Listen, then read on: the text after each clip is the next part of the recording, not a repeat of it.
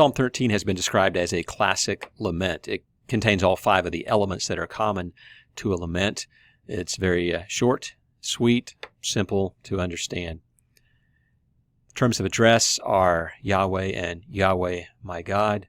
The complaint is pretty clear, how long, stated 4 times. Feels forgotten and abandoned by God. The request is right in the center of the psalm. Consider and answer me, light up my eyes.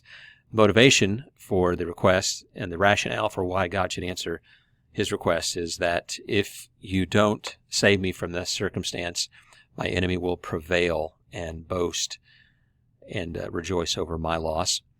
And so the psalmist then concludes with confidence. So it follows a nice order, contains all the elements of a lament. So this one is often used as an example of the classic lament. The poetry of the psalm is fairly straightforward as well. There are 4 how long statements here. Will you forget me forever? Will you hide your face? The psalmist feels forgotten by God. How long must I take counsel in my soul and have sorrow in my heart? So because he feels that God has forgotten him, he only has himself to turn to, and that leaves him awful lonely. The presence of his enemies leave him feeling humiliated and shamed.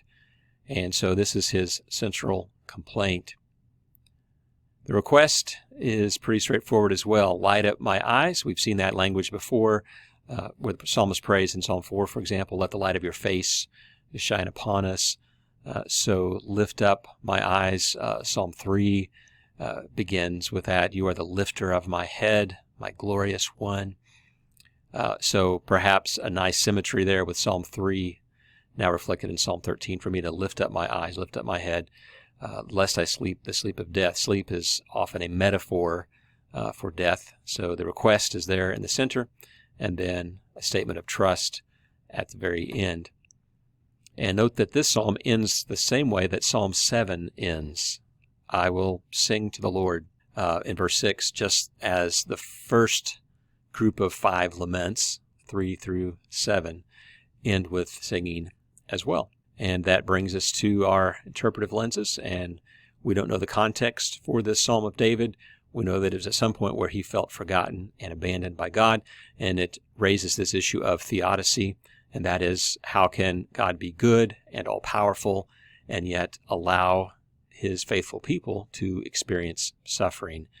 So David states that in no uncertain terms. He feels abandoned by God, and yet by the conclusion of this psalm, he has convinced himself once more that God is faithful, that his steadfast love and salvation will enable him to experience bounty and goodness once again.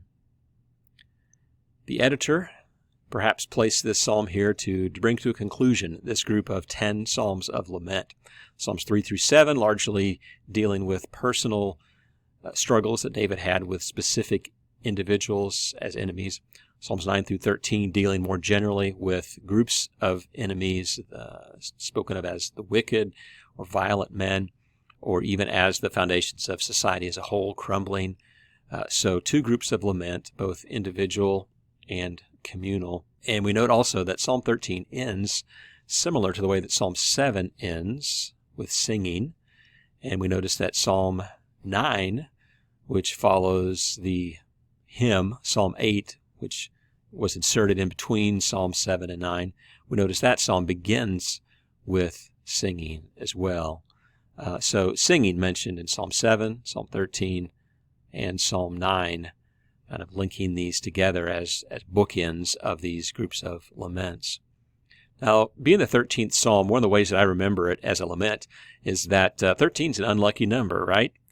And because I associate unlucky with 13, I can always remember that the 13th psalm is a classic lament of someone who's down on their luck, I suppose. I also thought, I wonder how many questions of lament I can find in these 10 psalms, from Psalms 3 through 13. And I counted them up, and according to the translation, this is the ESV translation, there were actually 13 questions.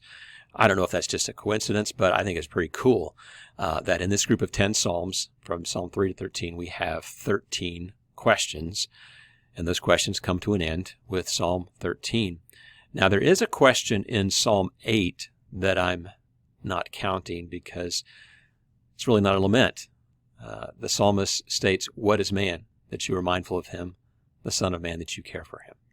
So there is a question. There is a 14th and 15th question, I suppose, in Psalm 8 that would be in this group, but it's certainly not a lament. It's a statement of the incredible value that God places on each one of us as human beings and the lengths to which he would go to rescue us. So perhaps that has something to say to this question of lament and the 13 questions within these 10 laments.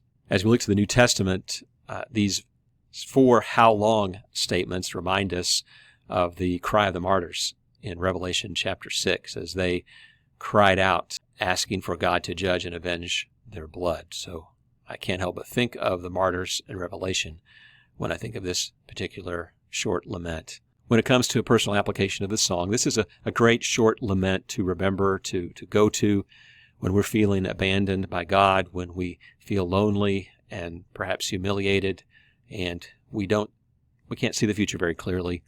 This psalm takes us through that process of grieving, of questioning, of asking, and then ultimately coming to a place of rest and trust where we can sing once more.